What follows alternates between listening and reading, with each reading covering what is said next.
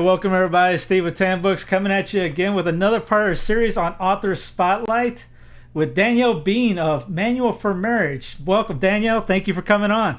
Thanks for having me. Excited to be here. No problem. Just beforehand, you're with this marriage conference coming up we're recording, full disclosure, on the 9th of June, and it's this weekend, right?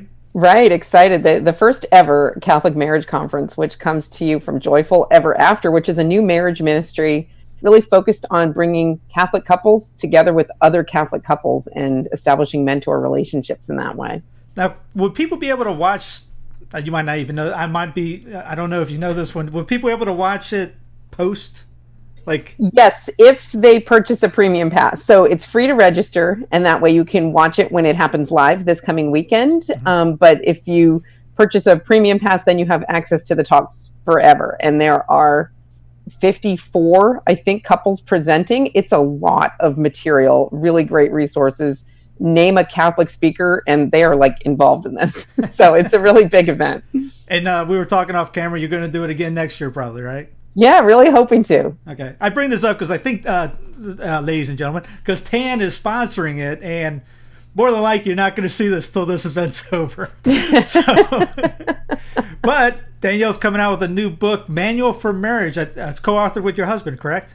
That's right. The first book I ever wrote with him. So I've written other books on my own. This was the first team project. So you got 99% in there. He got 1% in? Or how'd that work? No, surely not. We did actually a pretty good job. I was a little worried going into it, how we would structure this. So we spent a good bit of time planning before we ever even wrote a word. How do we want to structure it? How do we want our back and forths to go? And we planned out the outline of what we wanted to cover. And then we really just go back and forth in the book.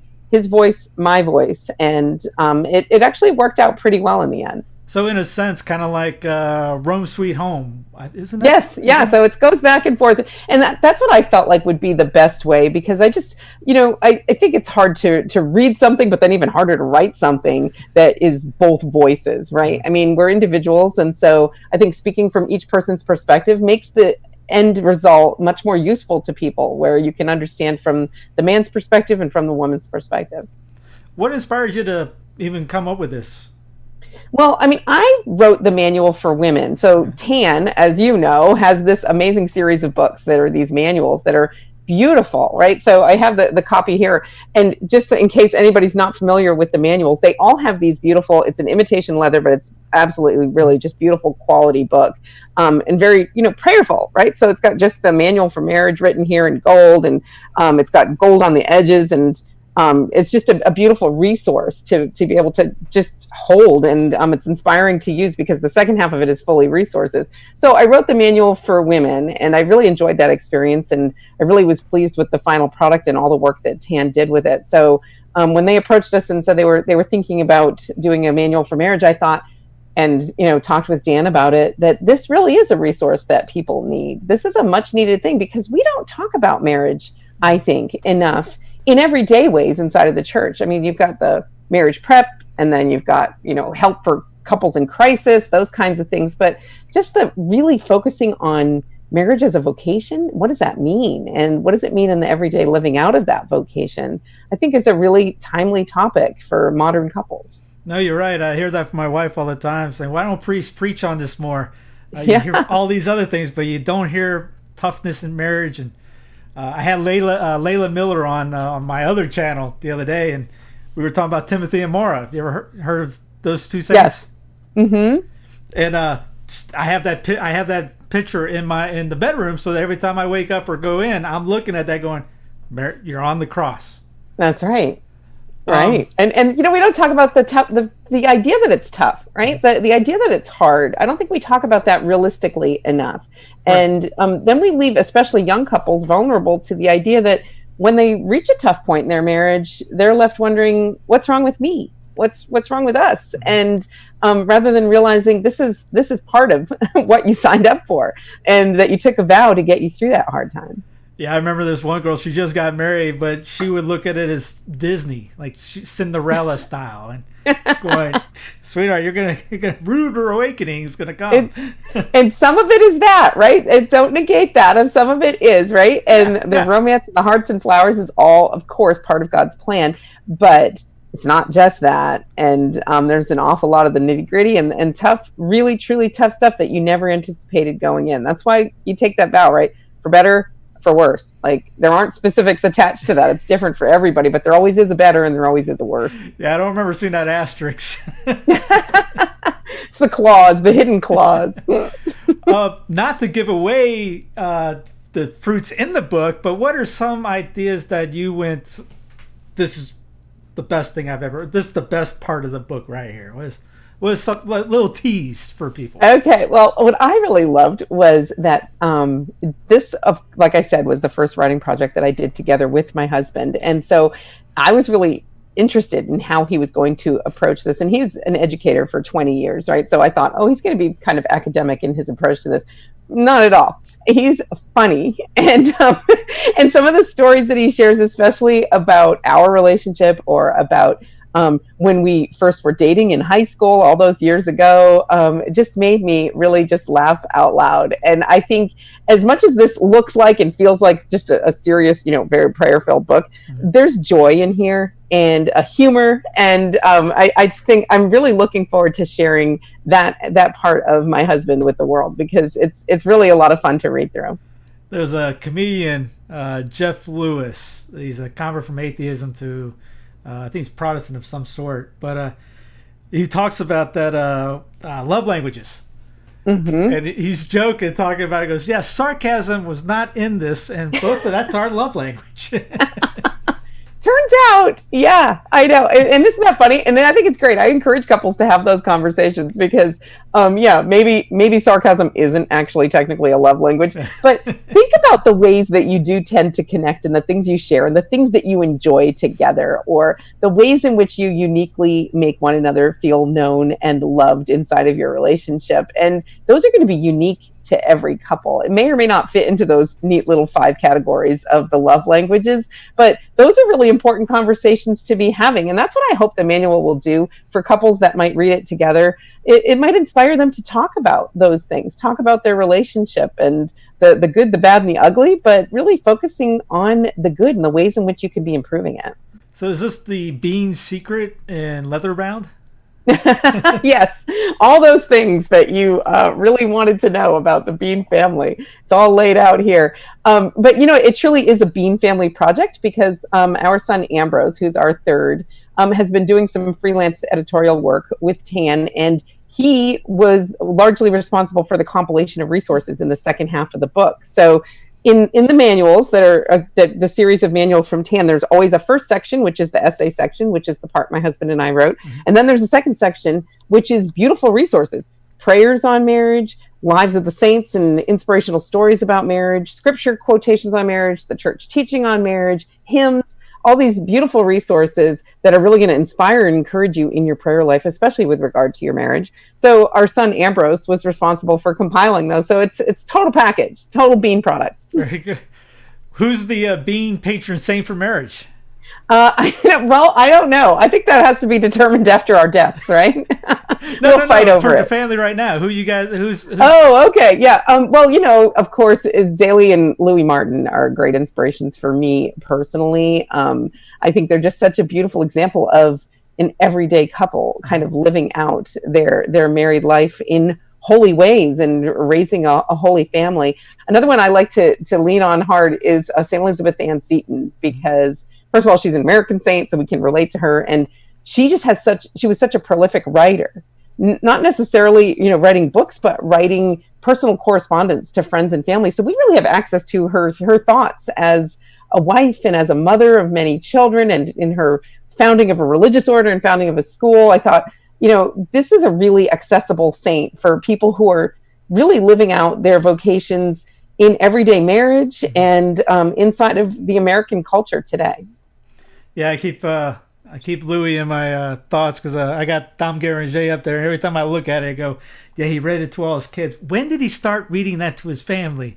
Because I love my 2-year-old's the oldest. I'm going, well, he ain't gonna know any of this, But it's kind of my way of talking myself out of doing it. But No, you'll get there. You'll figure it out. You've got that whole team behind you there. I think that's great. You're not alone. When I grew up, I was, I played 2 sports in college, so I had, sports guys all over my walls, growing up as a kid. So when I came back into the church this way, I'm going, well, I'm going to do the same thing except with our Hall of Famers. So I like that. Those are your superheroes now. Yes, yeah, and plus it keeps the whole idea of, if I can see, if my mind starts going away, I can look up and it kind of focus me back in. The whole that's great. Quiet Thomas thing is, we're all, senses, smells, bells, hearing, seeing. Right. So everywhere in here, the other hallways, we got frames all over the place. That's great. It's like a museum. Oh yeah, if somebody comes in, they know what kind of. Our neighbor came in one time and kind of went. Kind of weirdos. Yep, you're those Catholic weirdos. Yep, I might go a little overboard, but I like it. I think it's great. I mean, it's like, people put pictures of their families, and like you said, they're heroes on their walls. So I don't think it's any different. We're still working on our family to put the photos up.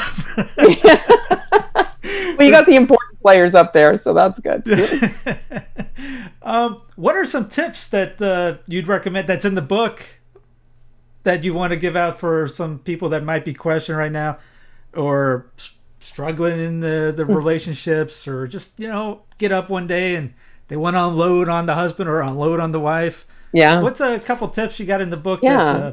So I'm glad you mentioned tips, because that was really important to me to include in the book. So each section, it's broken up into different sections. We talk about marriage as vocation, marriage as sacrament. We talk about differences between the sexes. We talk about home and family life. And in each of those sections at the end, we end with some practical points for each section. And for me, that's really important, because I always like to talk about all these lofty ideas, and we read the teachings of the church and the lives of the saints, and we're like, wow, and then you go into your kitchen and it's like, oh, like, what am I supposed to do now? Like, this is it, right? But so I always like to have something that's practical that people can take away. And so we made an effort to do that. And one of the themes of those is really about making your marriage your number one priority in your life. We based the essay part on some writings of Bede Jarrett, who was a Dominican in the early 1930s. And he wrote about the vocation of marriage and about home and family life in such beautiful ways. And so we were so inspired by that. And one of the points that he makes is your marriage needs to be the most important thing in your life. If you are married, your marriage needs to dominate your life. And that really is a challenging thing for us to think about, especially as Americans, where we're individuals, right? And we're independent and all of that. But he made the point that, when a priest becomes a priest, or a nun, a sister goes to the cloister, we fully expect that vocation is going to dominate their life. It's going to affect absolutely every single day of their life. It's going to be the most important thing every day when they get up in the morning. Well, your marriage is a vocation, and it should be the same way.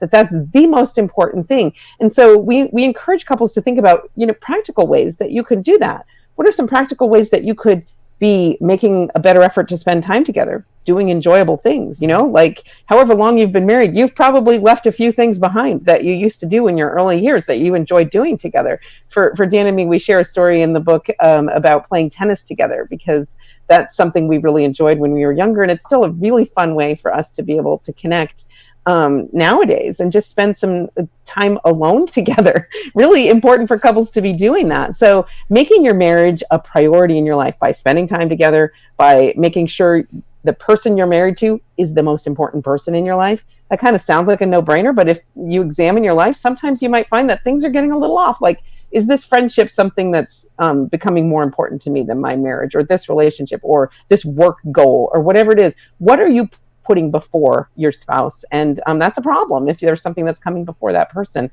other than God, of course. Yeah. Yeah, hunting trips, football games. Yeah. Oh, yeah, see you later.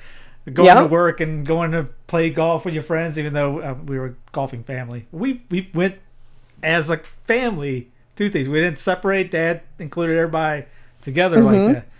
Yeah. I remember Dietrich von Hildebrand and his wife, Alice. Yes. He asked her once, what is one thing that drives you bonkers that I do?